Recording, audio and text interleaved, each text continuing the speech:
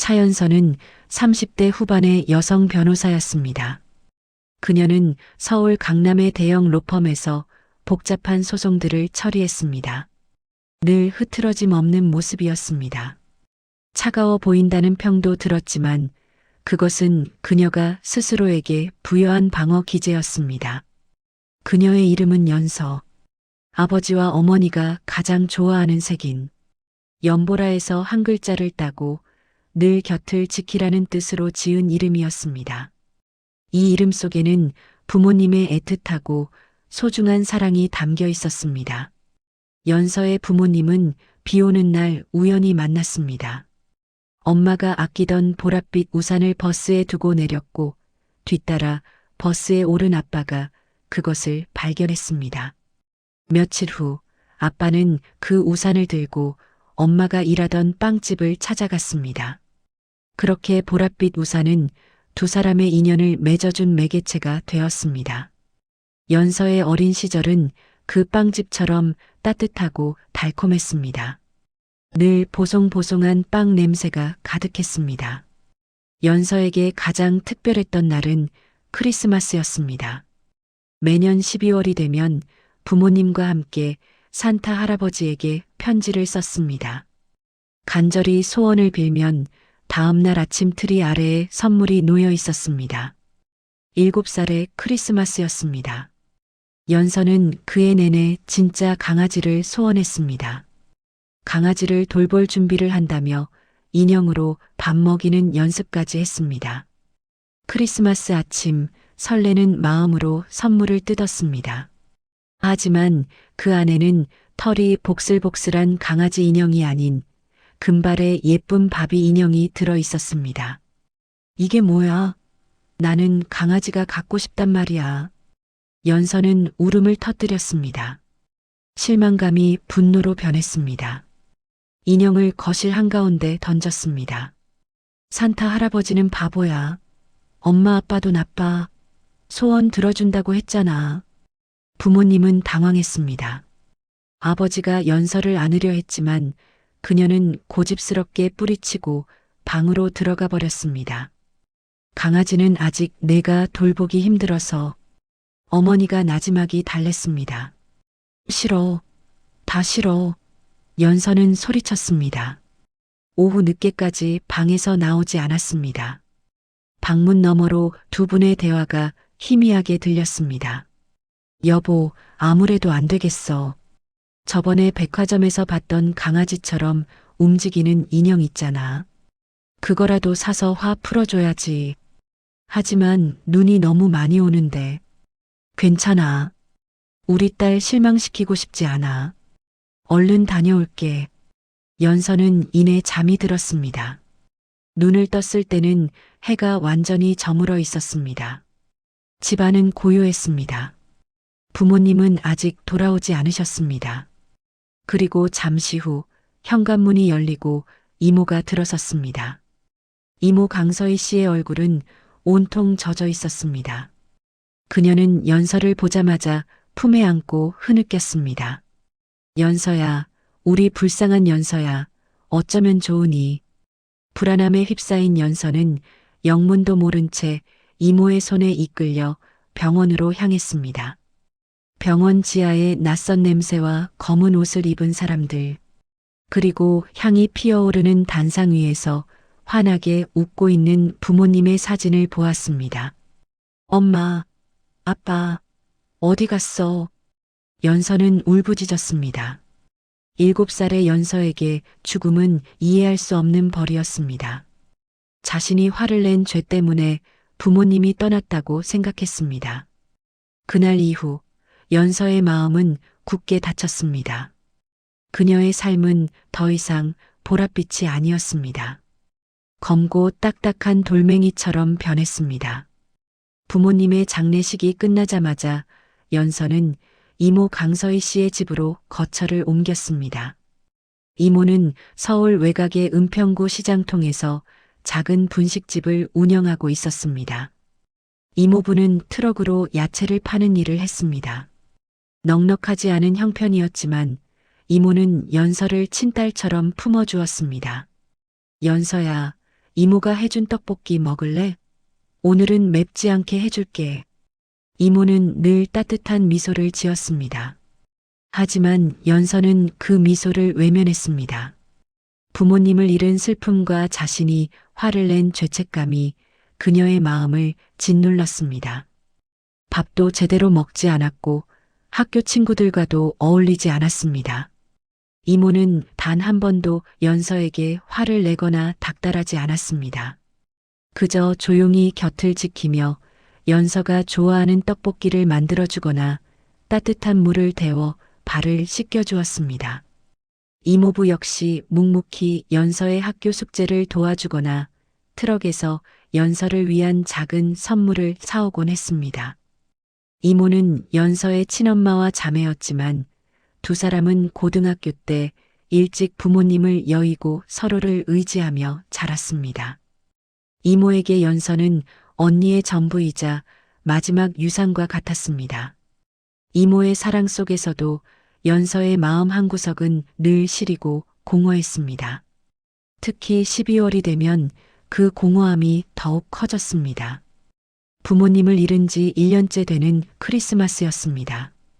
연서는 부모님에게 소원을 빌고 싶었습니다. 하지만 이제 산타 할아버지는 없다는 것을 어렴풋이 알았습니다. 그러나 간절함은 방법을 찾게 했습니다. 연서는 삐뚤빼뚤한 글씨로 편지를 썼습니다. 산타 할아버지께, 저는 이제 착한 아이가 될 거예요. 울지 않을 거예요. 엄마 아빠를 다시 만나게 해주세요. 딱 한 번만요. 연서 올림. 주소도 우표도 붙이지 않은 채 편지를 돌돌 말아 동네 우체통에 몰래 넣었습니다. 다음 날 아침 혹시나 하는 마음에 우체통을 확인했습니다. 편지는 감쪽같이 사라져 있었습니다.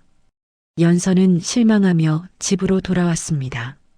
그런데 그날 저녁 학교를 마치고 분식집에 들렀을 때였습니다. 이모가 연서에게 봉투 하나를 건넸습니다. 연서야, 이거 내 방 문 앞에 놓여 있더라. 산타 할아버지가 보낸 편지인가 봐. 봉투에는 산타 할아버지로부터라고 적혀 있었습니다.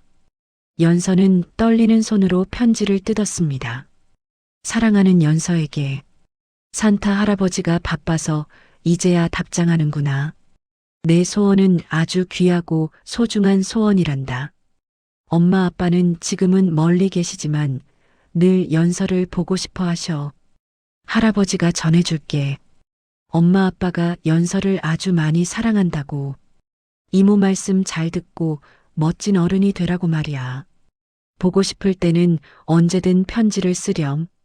할아버지가 꼭 전해줄게. 편지를 읽은 연서는 그 자리에서 펑펑 울었습니다. 이모는 말없이 연서를 안아주었습니다. 이모가 쓴 편지일 거라고 생각했습니다. 하지만 편지 속의 위로는 너무나 따뜻하고 절실했습니다. 산타 할아버지의 존재 여부는 중요하지 않았습니다. 누군가 자신의 슬픔을 알아주고 있다는 사실, 그리고 부모님의 사랑이 끊어지지 않았다는 사실이 그녀를 살렸습니다. 그날 이후 연서는 부모님이 보고 싶을 때마다 편지를 썼습니다. 그리고 다음 날이면 어김없이 편지는 사라지고 며칠 뒤 따뜻한 답장이 도착했습니다. 편지 속의 위로를 먹고 자란 연서는 닫았던 마음을 열고 열심히 공부했습니다. 이모와 이모부의 자랑이 되기 위해서였습니다. 이모가 유방암 진단을 받고 수술을 받았을 때도 연서는 분식집 일을 도우면서도 공부를 놓지 않았습니다. 이모는 다행히 완치 판정을 받았습니다. 연서는 그녀의 노력 끝에 명문대에 합격했습니다. 그녀는 이모 가족과 익명의 산타 덕분에 상처를 극복하고 단단하게 성장했습니다. 명문대 졸업 후 연서는 치열한 사법시험을 통과했습니다. 이모와 이모부는 연서의 합격 소식에 시장통에서 가장 큰 잔치를 열었습니다. 연서가 받은 첫 월급은 고스란히 이모 통장으로 들어갔습니다. 무슨 돈을 이렇게 많이 줘? 너 필요한 거 사야지. 이모는 당황하며 손사래를 쳤습니다. 이모, 이 돈은 저를 키워주신 대가예요. 저는 아무것도 아니에요. 연서는 눈물 대신 환한 미소를 지었습니다. 연수원을 마치고 연서는 서울의 대형 로펌에 입사했습니다. 그녀는 흠잡을 데 없는 능력과 차분함으로 빠르게 인정받았습니다.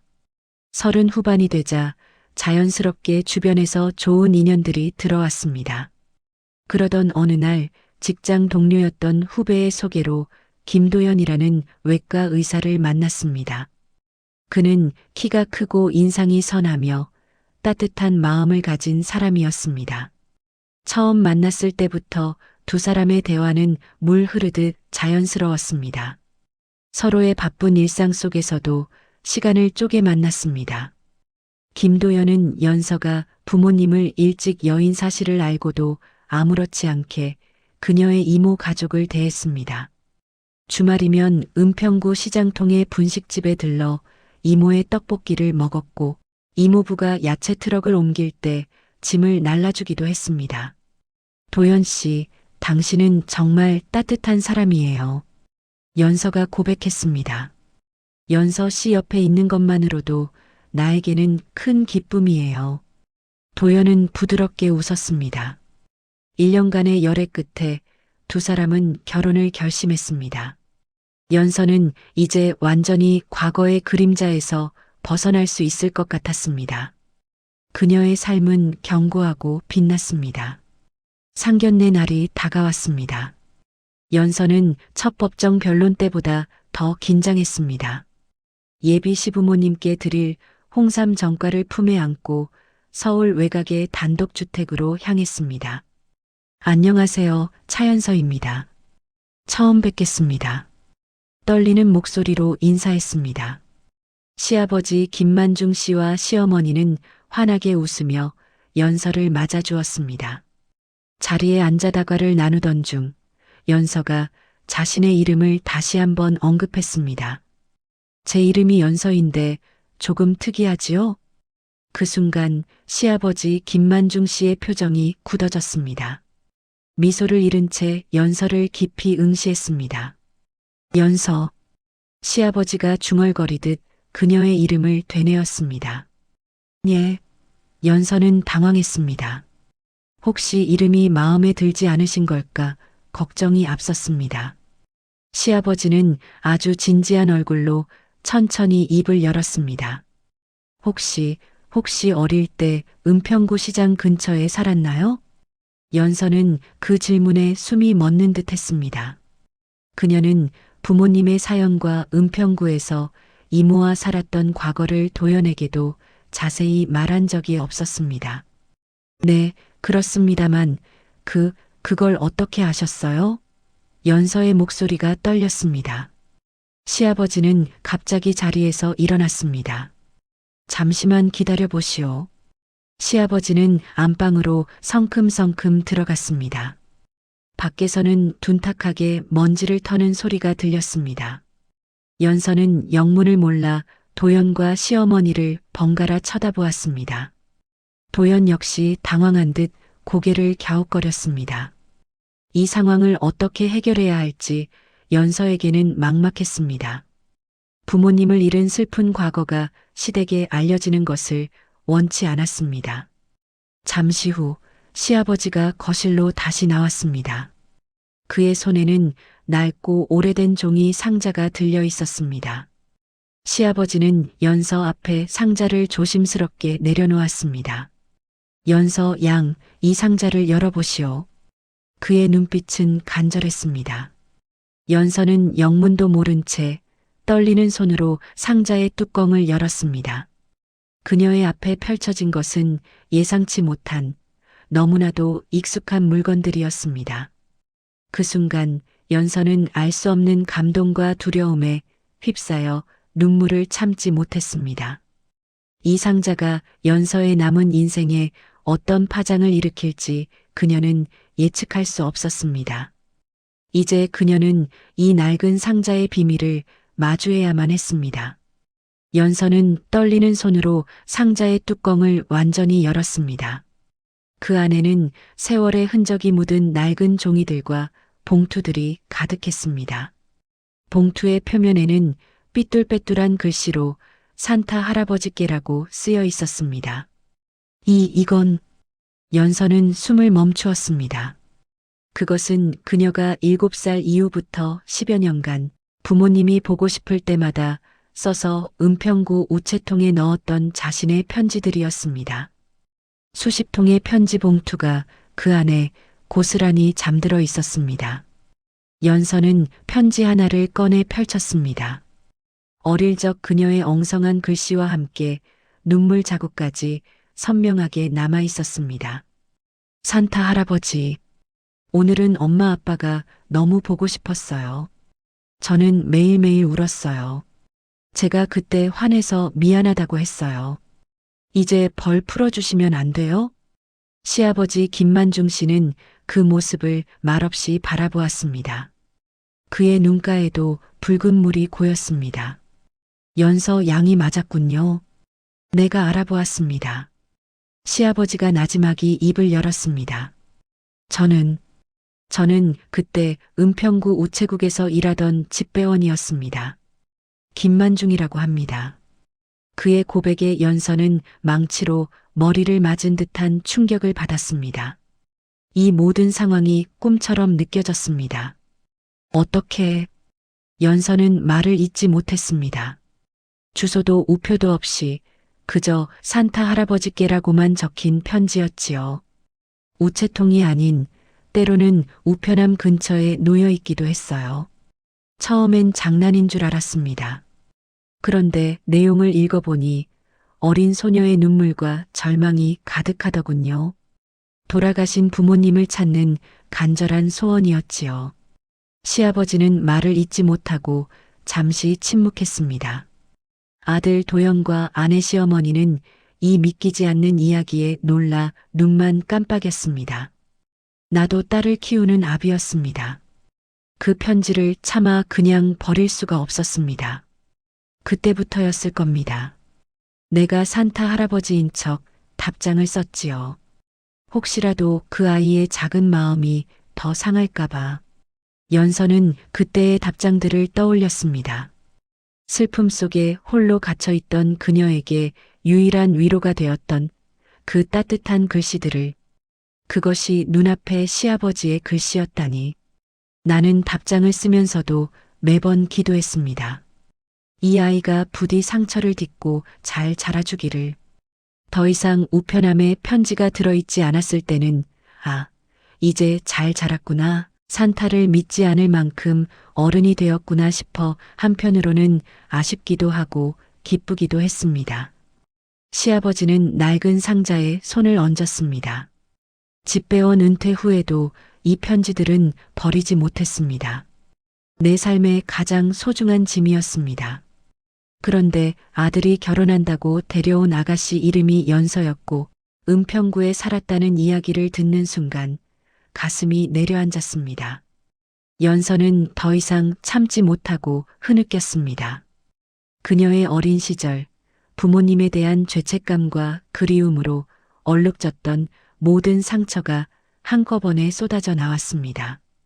아버님, 연서는 자리에서 일어나 시아버지에게 달려가 와락 안겼습니다. 그녀의 눈물은 시아버지의 어깨를 적셨습니다. 감사합니다. 정말 감사합니다. 아버님이 보내주신 그 답장 덕분에 제가 살았어요. 제가 그 시간을 버틸 수 있었어요. 얼굴도 모르는 익명의 위로자가 20여 년이 지난 지금 자신의 결혼을 축복해줄 시아버지가 되어 눈앞에 있다는 사실은 기적과 같았습니다. 도영과 시어머니도 눈물을 흘리며 그 광경을 바라보았습니다. 연서의 과거 아픔과 그 아픔을 치유한 시아버지의 헌신이 비로소 하나로 연결되는 감동적인 순간이었습니다. 이 만남은 단순한 상견례가 아니었습니다. 그것은 운명의 연결고리가 완성되는 순간이었습니다. 연서는 절망 속에서 얻었던 희망의 단서를 품고 이제 온전한 사랑의 품으로 들어갈 수 있게 되었습니다. 시아버지의 고백 이후 연서와 김도연의 결혼은 양가 가족의 가장 깊은 축복과 응원 속에서 진행되었습니다. 상견례는 눈물과 감사의 포옹으로 마무리되었고 모든 오해와 과거의 그림자는 사라졌습니다. 시아버지는 연서의 손을 잡으며 신신당부했습니다. 이제 더 이상 지난 일에 죄책감 갖지 마시오. 부모님은 연서 양을 세상에서 가장 사랑했소. 그 사랑이 자네를 여기까지 오게 한 힘이었소. 연서는 고개를 끄덕이며 진심으로 감사했습니다. 그녀는 비로소 7살의 그날 부모님께 화를 냈던 죄책감으로부터 완전히 해방되었습니다. 결혼식 날 이모 강서희 씨는 연서를 안고 펑펑 울었습니다. 우리 연서가 이렇게 잘 자라서 하늘에 내 엄마도 얼마나 기뻐할까. 연서도 울었습니다. 부모님을 잃은 슬픔보다 부모님을 대신해 자신을 사랑으로 키워준 이모 가족에게 감사하는 눈물이었습니다. 그리고 그녀의 곁에는 그녀의 인생 은인과 새 출발을 약속한 남편이 든든하게 서 있었습니다. 신혼여행 후 연서는 시아버지에게 정식으로 감사를 표했습니다. 아버님, 그때 그 편지 답장이 저에게는 연고와 같았어요. 마음속 상처에 바르는 연고였지요. 이제 아버님은 저의 진짜 산타클로스가 되어주셨어요. 시아버지는 미소를 지었습니다. 내가 너의 산타클로스였다니 이 늙은이에게 가장 큰 명예로구나. 이제는 너희 두 사람이 서로의 산타가 되어주렴. 2년 후 연서와 도연에게 소중한 아들이 태어났습니다. 연서는 아들의 이름을 지을 때 부모님의 보랏빛, 우산 인연과 시아버지의 겨울 편지 인연을 모두 담아 따뜻한 뜻을 부여했습니다. 시아버지 김만중 씨는 이제 변호사 며느리를 둔 듬직한 아버지이자 손주를 안고 행복해하는 할아버지였습니다. 그는 은퇴 후에도 가장 바쁜 나날을 보냈습니다. 어느 겨울밤 연서는 아들을 품에 안고 남편 도연과 이야기를 나누었습니다. 도연 씨, 당신은 가끔 우리 아버님이 대단하지 않아요? 얼굴도 모르는 아이에게 그렇게 진심을 담아 위로를 해줄 수 있다는 게. 도연이 연서의 머리를 쓰다듬었습니다. 내 아버지니까. 연서 씨의 그 보랏빛 이름이 아버지를 움직였고 아버지가 연서 씨를 다시 우리 가족에게 데려온 거라고 생각해요. 이건 단순한 우연이 아니었지요. 연서는 창밖을 바라보았습니다. 세상은 여전히 차갑고 복잡했지만 그녀가 선 곳은 견고했습니다. 부모님의 깊은 사랑, 이모 가족의 헌신, 그리고 시아버지의 익명적인 위로가 하나의 거대한 울타리를 완성했습니다. 연서는 이제 더 이상 과거의 그늘 아래 살지 않았습니다. 그녀의 삶은 따뜻하고 안정적이었습니다. 그녀에게 이 모든 운명적인 인연과 완성된 가족은 하늘에 계신 부모님이 보내주신 가장 귀하고 아름다운 크리스마스 선물이었습니다. 그녀는 깊은 감사와 함께 희망을 품고 삶을 살아갑니다.